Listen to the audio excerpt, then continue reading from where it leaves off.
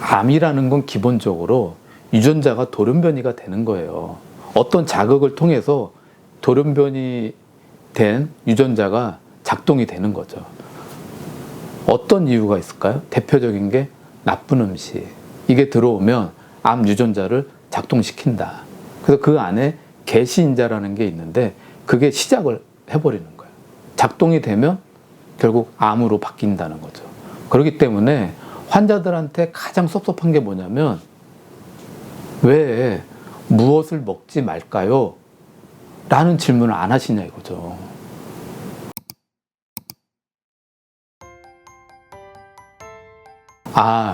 암에 해로운 음식이요? 이거 정말 중요한 얘기인데요. 저 정말 한 26년 넘게 이 한의사 생활하면서 제일 많이 듣는 게 뭔지 아세요?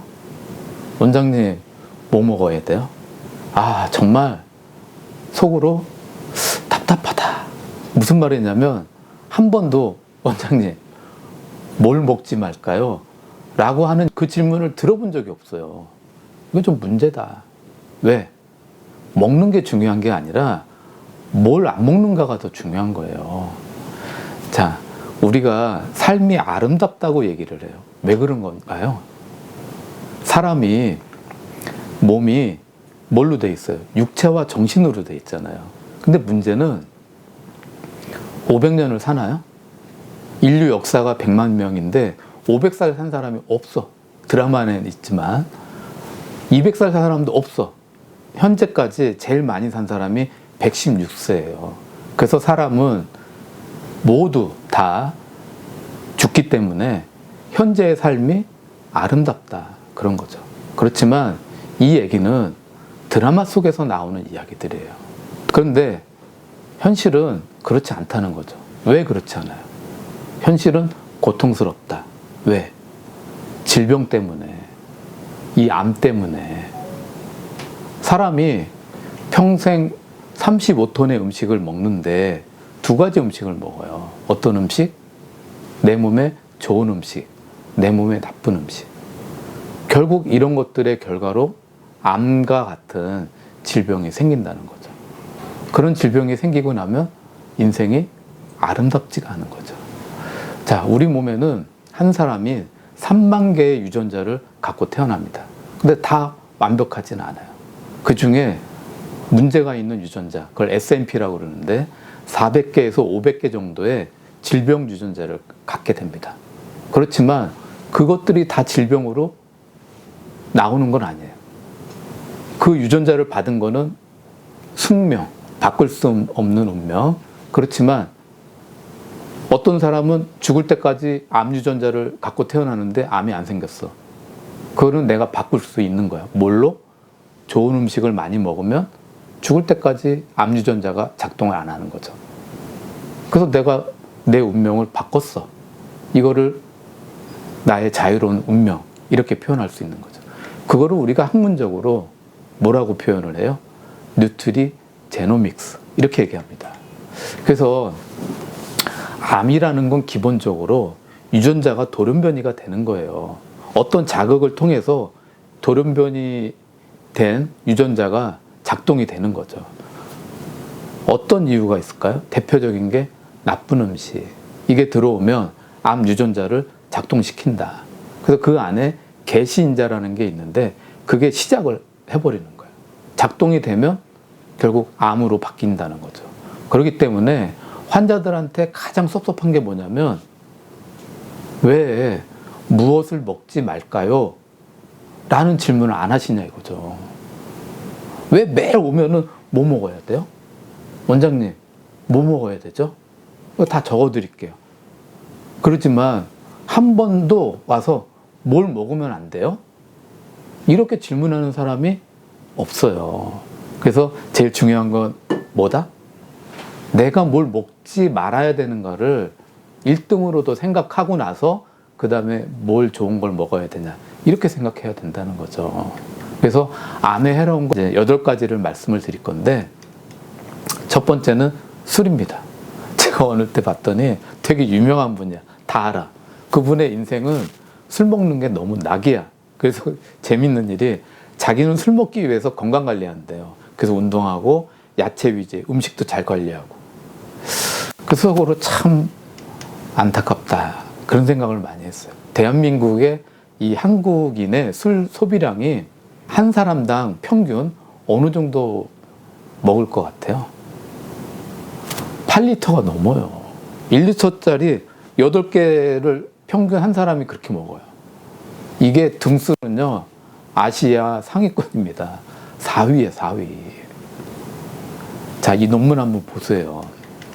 술을 우리가 그렇게 먹으면 어떤 암이 생기냐 했을 때 너무 많아. 구강암, 인두암, 후두암. 이게 술이 들어가는 라인을 따라서 다 암이 생겨. 그 다음에 식도암, 그 다음에 간암, 간으로 가죠. 그 다음에 대장암, 직장암, 그리고 유방암, 췌장암, 폐암. 이렇게 많은 암들이 발생을 한다는 얘기입니다. 왜? 술이 들어오면 아세트알데하이드라고 하는 성분으로 바뀌죠. 내 몸에 들어와서 유전자에 독성 작용을 해서 암 유전자가 작동이 돼서 암으로 변화를 시킨다는 거예요. 그리고 이 술이 들어오면 에스트로겐 농도가 증가가 돼요. 여자분들 에스트로겐 농도가 과도하게 많아지면 적당하면 건강한 거지만 과도하게 많아지면 유방암이 발생합니다. 아니 에스트로겐은 여성 호르몬이잖아요. 우리 몸 특이하게 만들었습니다. 적당하면 건강한데 과도하게 많으면 병을 일으켜. 어떤 병? 그 중에서도 유방암 같은 걸 일으킨다는 거예요. 여성 호르몬 되게 좋은 거잖아요. 많으면 암을 일으킨다 이겁니다. 그걸 뭐가 이렇게 한다? 술이. 자, 그 다음에 또 담배를 같이 펴요. 술 마시면서 발암 물질의 용매 역할을 하기 때문에 암이 더 잘 생긴다. 그래서 내 몸에 들어오면 활성산소를 상승시켜주고 엽산의 대사를 손상을 시켜서 암을 유발하는 그런 문제를 일으킨다라고 하는 논문이에요. 그래서 이제 술은 우리가 에탄올이라고 그러잖아요. 얘는 일단 기본적인 역할이 뭐다? 종양 촉진제라는 얘기예요. 이 논문의 내용입니다. 그래서 이 아세트알데하이드가 들어오면 유전자, DNA가 손상됐을 때 복구하는 메커니즘이 있는데 그 메커니즘을 감소, 뚝 떨어뜨려요. 그래가지고 이 DNA의 시토신, 메틸화, 이게 이제 뭐냐면 유전자를 안정화시켜주는 역할을 하는데 얘 기능을 뚝 떨어뜨려요. 암이 생기는 거죠. 그리고 또 우리가 해독에 필요한 중요한 물질이 뭐냐면 글루타치온이에요. 근데 술을 먹으면 이 기능을 뚝 떨어뜨린다는 거예요. 결국에는 우리 몸에 염색체의 문제를 일으키고 조직의 손상을 일으키고 그 결과로 암이 발생이 된다. 이 논문의 내용입니다. 그래서 이 안에 우리 몸에 시토크롬 P450이라는 그 물질이 있는데 이걸 자꾸 술을 먹으면 유도를 해요. 그러면 어떻게 되냐면 활성산소라는 물질을 더 많이 발생시킵니다. 이것이 악순환이 돼서 세포 안의 유전자를 자꾸 손상을 시켜요. 암은 유전자병이잖아요. 유전자가 자꾸 손상되니까 암이 발생한다는 거죠. 이것만의 문제는 아닙니다. 술을 계속 많이 먹으면 영양소가 다 깨져요. 균형이. 술을 많이 먹으면 술을 분해하는 과정에서 바이타민 A, 엽산, 아연, 셀레늄 이런 영양소들을 많이 소모를 시켜. 근데 이게 소모되면 어떤 문제를 일으키냐? 암이 발생되는 환경을 만들어 놓는 거예요. 그래서 결국에는 술이 면역계 체계를 손상을 시켜서 암을 발생하는 그런 큰 문제를 일으킨다. 이 논문의 내용입니다. 자, 이 논문 보세요.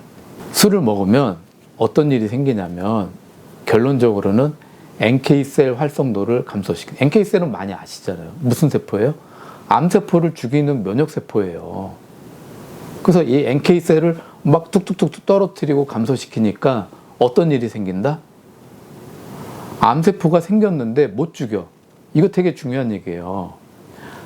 우리가 평균적으로 건강한 사람 기준 하루에 5,000개에서 10,000개의 암세포가 자연적으로 생겨요. 왜? 활동하고 스트레스 받고 과로하고 이런 하루의 생활 속에서 암세포가 자연적으로 누구나 생기는 게 5,000개, 10,000개 생겨요. 그럼 이거 어떻게 해야 돼? 쉬는 동안에, 자는 동안에 이 NK셀이 막 작용을 해서 5,000개, 10,000개의 암세포를 다시 없애주는 거예요. 그리고 다음 날은 다시 제로부터 시작. 이렇게 되는데 암이 왜 생기겠어요? 술을 먹어대면 더 많이 생기니까. 술을 먹어대면 NK셀 활성도가 떨어지니까 암세포 하루에 최소 5,000개에서 10,000개는 없애줘야 되는데 못 없애주네? 술이 NK셀 활성도를 떨어뜨려서 못 없애주네? 어떤 일이 생기겠어요? 하루하루 암세포가 쌓여간다는 거예요. 죽이지 못하니까. 그래서 결국 암이 생기더라. 술, 암세포를 못 죽이게 하는 1등의 원인이다. 그 논문입니다. 중요하잖아요. 그 다음에 이 논문 보세요. 이게 이제 자마라고 하는 논문인데, 이게 되게 논문 중에서도 굉장히 좋은 논문입니다. 스페인의 마드리드 대학에서 연구한 건데, 60세 이상의 영국 사람들을 대상으로 13만 5천 명의 그 사람을 대상으로 12년 동안 연구를 했어요. 이거 대단한 논문, 사람을 가지고 이제 연구를 했으니까. 연구 내용이 뭐냐면, 소량의 음주, 술을 조금만 먹는 것도 암으로 인한 사망률이 높아지더라. 이 논문이 되게 중요한 논문입니다. 그래서 이게 동아일보 그 신문에 이제 요 논문을 가지고 이제 기사가 뜬 건데, 제목이 뭐예요? 보세요. 가벼운 술 한 잔도 해롭다. 첫 한 방울부터 암의 위험을 높인다. 이게 나오는 바람에 어떤 일이 생겼습니까? 반주 정도는 괜찮습니다. 이게 여태까지 기본적인 환자한테 이야기하는 내용이었어요. 근데 이 논문이 나오는 바람에 어떻게 바뀌었어요? 반주 한 잔 먹는 것도 위험합니다. 안 드셔야 됩니다. 이렇게 바뀌었어요. 이 논문 때문에.